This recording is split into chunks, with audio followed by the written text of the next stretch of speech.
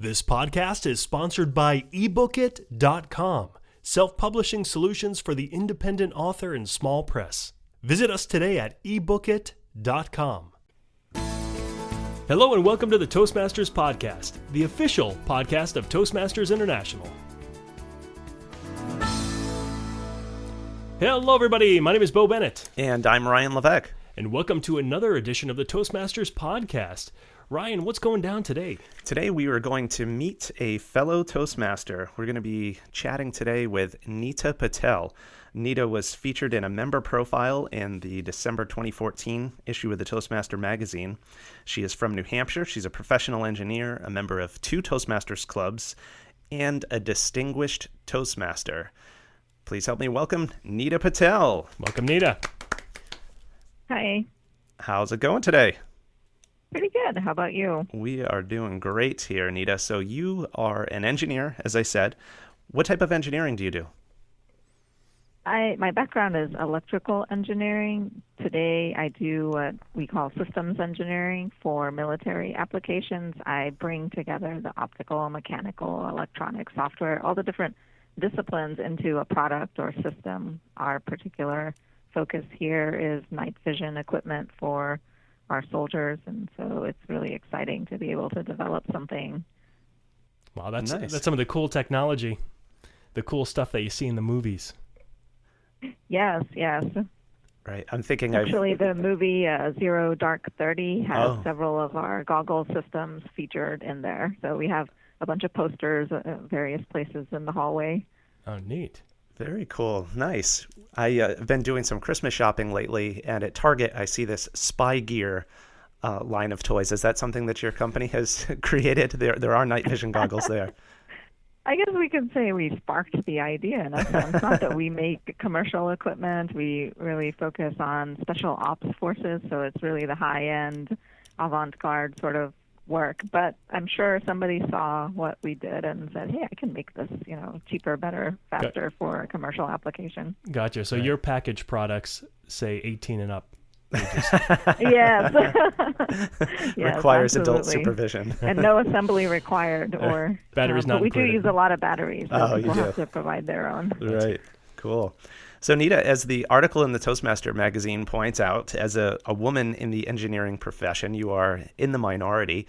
I'm curious, what would you estimate is the percent ratio male-female in your profession?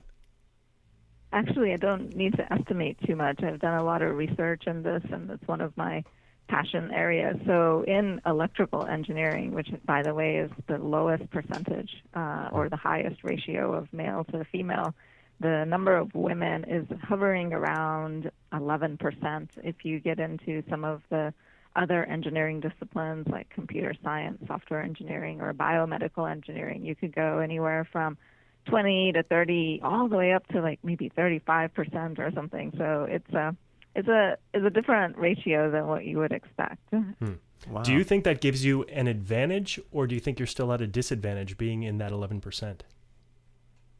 I don't really consider the being a minority an advantage or disadvantage. I think really ultimately things boil down to how well you as an individual do on the job.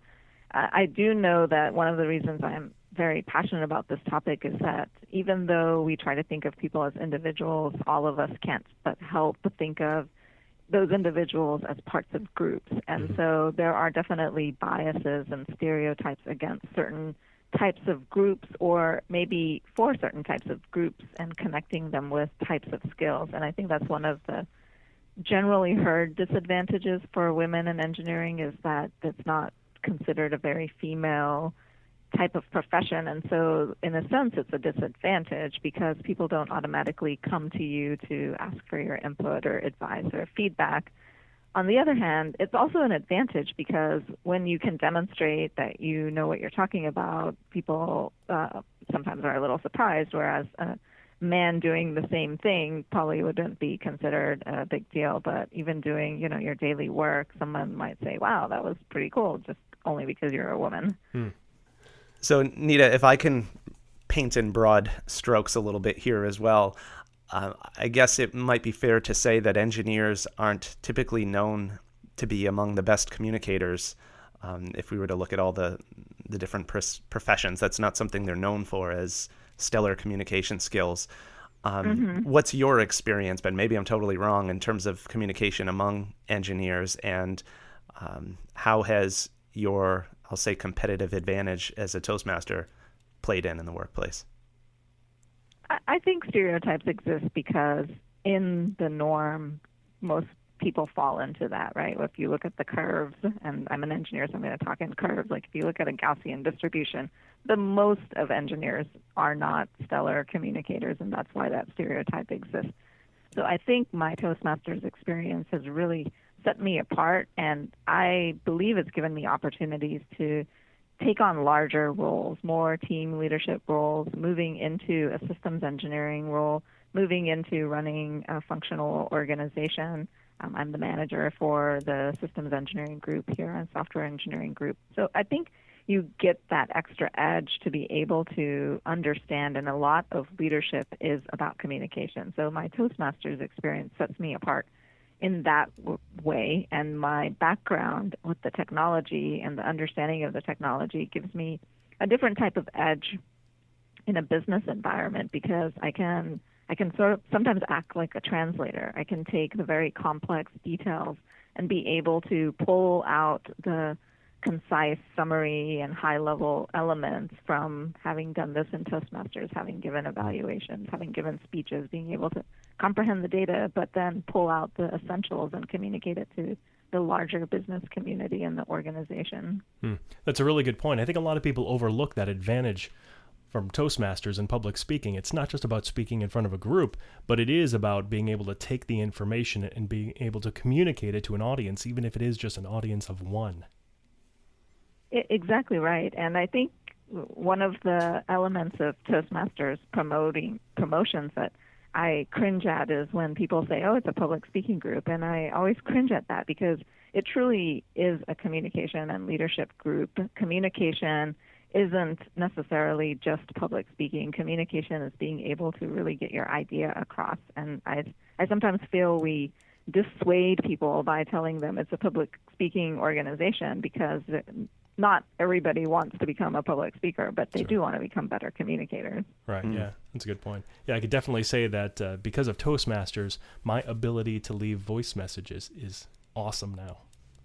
I could call somebody up. Oh, yeah, I could call somebody up and I could leave a message, and it's articulate and it's clear, and I hang up, and I'm very proud of it. I don't keep on pressing that to button to redo.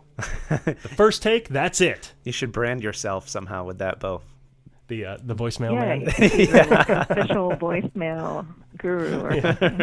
That's right. If you don't want to leave a voicemail, you call Bo, and Bo will leave it for you. Outsource your voicemail. So, Nita, if we can take it back to the beginning for you in terms of Toastmasters, I understand you attended your first meeting in 2001.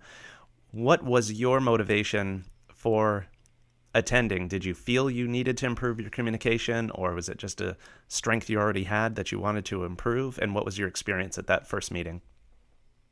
It was definitely to improve my communication. I would say in 2001, I was the more traditional, stereotypical engineer, very introverted. Not that I'm not introverted anymore, but I wasn't really outgoing enough to go and speak in front of folks, or to even be able to articulate my ideas, just because I was so nervous. Not that I didn't know what I was talking about or know my information. I was just too nervous. And I had attended a leadership seminar for women in technology, and one of the participants at that seminar recommended Toastmasters as an ability and a way to be able to get up in front of the group and give your presentation or your discussion. So I thought about it for a little bit, and I decided to go, because I definitely needed that level to be able to take my career to a different level. I could have continued in an engineering role, but I wouldn't have been able to take on larger roles without that extra ability to discuss, to speak, to pull together ideas and be able to convey that meaning. So when I went to my first meeting, it was really nice. I went to Toastmasters of Manchester here in New Hampshire, and it was just a really nice, friendly group. I think all of the clubs I've ever been to or visited have been of that nature, and that's one of the really fabulous elements of Toastmasters is people are truly supportive. They really want to encourage and invite people that are coming in the door. And I'm proud to be part of that type of an organization. So when I first went and I got this positive response, and I don't think I even did a table topics because I'm like, why would I get in front of you and talk? I don't even know you. And, this is very much outside my comfort zone. But people made me very comfortable. So today, if you compare how talkative I am, and I can keep going, as I'm sure some of the listeners will have heard Toastmasters DTM as don't time me or don't, tell me to shut up because we can keep going and going. That first meeting was not the case. It was, I don't want to get up. I don't want to say anything. Slowly I evolved into joining and becoming part of the group. And now I guess I'm on the other extreme. What I think is fantastic is that not only have you taken what you've learned in Toastmasters and used it to help you grow your career and to grow as a professional, but I know that you've been involved on the leadership side with some of the various professional organizations that you're associated with. And here's the part I'm really excited about, that you wrote, I believe it was 3 ebooks related to... 4, Ryan. Oh, sorry, was it 4? I thought it was 4. Related to writing and delivering technical presentations. Can you tell us about your books a little bit? Yeah, I am a volunteer in IEEE, which is the Institute of Electronics and Electrical Engineers. Part of that volunteer role was a vice president of communications and public awareness. One of the elements I felt was missing in a lot of engineers is that ability to communicate. And one of the, maybe a year or so before, I had gone through the technical presentations advanced manual, and I thought, this is what people need, especially in a technical field, how to take complex data, how to take complex and abstract ideas and be able to share them, because engineers are really great at coming up with that, but then we don't always get them across and get them into the right people's hands and the right areas of knowledge. So I decided to create these ebooks, and there were 4 of them to help the engineering community. I don't get any money for that. Everything goes to IEEE. It was sort of a part of my volunteer give back to the organization, but also to help others learn from what I had learned through Toastmasters. At that point, I had been in Toastmasters for maybe almost a decade, and so I felt I had knowledge I could share. I decided to write the books, and I have gotten feedback from people who read the books, and it's nice to get the feedback. I think sometimes that's worth more than whatever they would have paid for the book, but it's really rewarding to see that Toastmasters experience can set you up to do something, but then also to teach others. It doesn't always have to be teaching in the Toastmasters environment. It could be teaching even outside. Sure. Yeah, what you're talking about with this communication issue, I guess, with engineers, it's really larger than that in all of science. Scientists are pretty much notorious for not being able to communicate effectively, and there are entire courses in colleges on science communication. Is there any such courses for engineering specifically, like engineering communication? Absolutely. There's all sorts of technical writing, technical presentation, and sometimes I think because engineers and technical writers prepare those courses, they miss the element of having to also be human in conveying your information. And that's one of the nice things about Toastmasters, especially when you go to a meeting, you see such diversity of people, but they all have to be human in the sense they have to use examples, provide stories, help me relate to it, even though I'm not in their profession. And I think one of the elements I felt was missing from some of the courses that are available or the training you can take at a university is it tells me how to write a good paper. It tells me how to maybe put together a business proposal, but it doesn't tell me how can I share my idea truly with somebody else and get them inspired by it and to get passionate about it and explain it in simple ways, even though it may be very complex. Gotcha. Now, Nita, do you do presentations at conferences, professional conferences? I do. This past couple of years, I've been the international chair for women in engineering, so I've had the opportunity to travel quite a lot. But in addition to the travel, I do a lot of video presentations because it's just not possible to be everywhere all the time. So I prepare video presentations for conferences talking about the importance of encouraging and engaging more women in science and technology.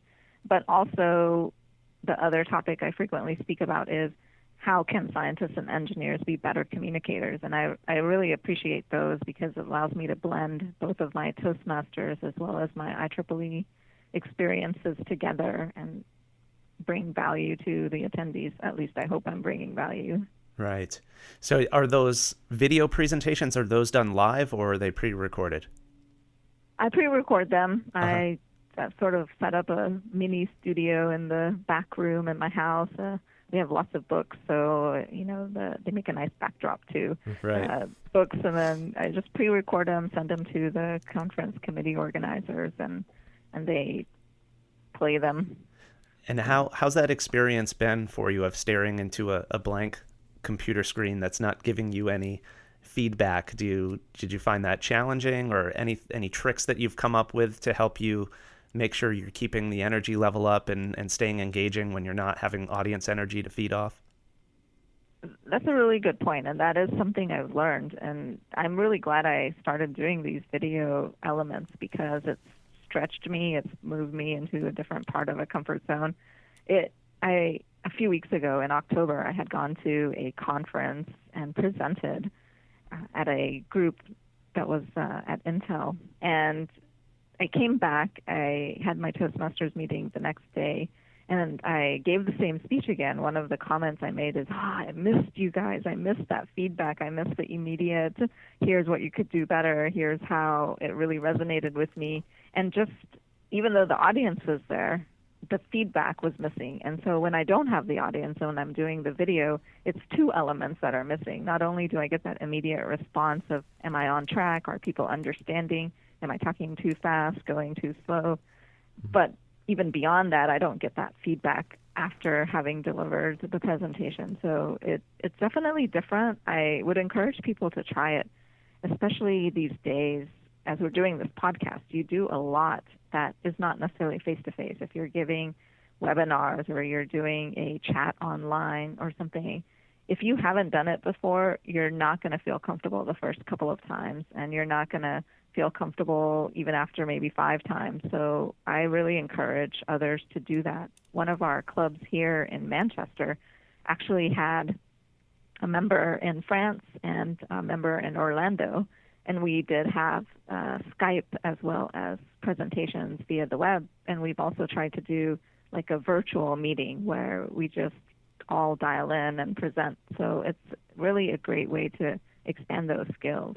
Yeah. Nice. Yeah, it sounds like your club's doing some innovative things there.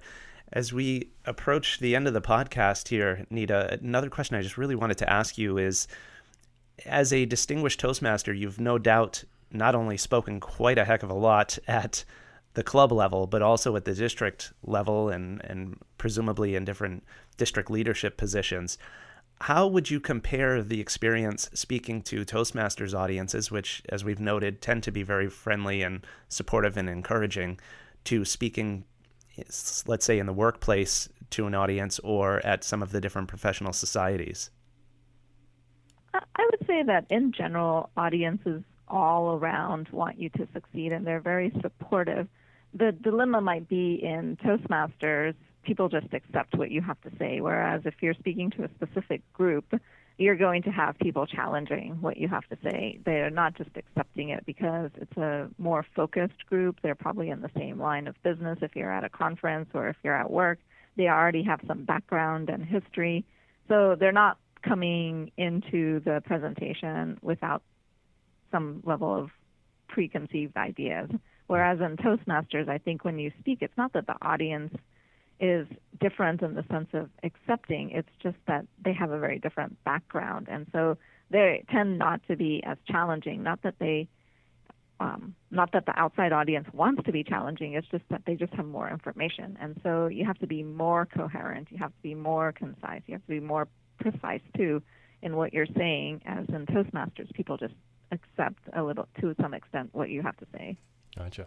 Yeah, that's a good point. Well, Nita, we want to thank you so much for being on with us. This has been great. It's been wonderful learning more about you. So thank you very much for sharing all this information with us. Absolutely. Thank you for the opportunity. It's really a lot of fun. All righty. You take care. Take care. Bye. Thanks, Nita.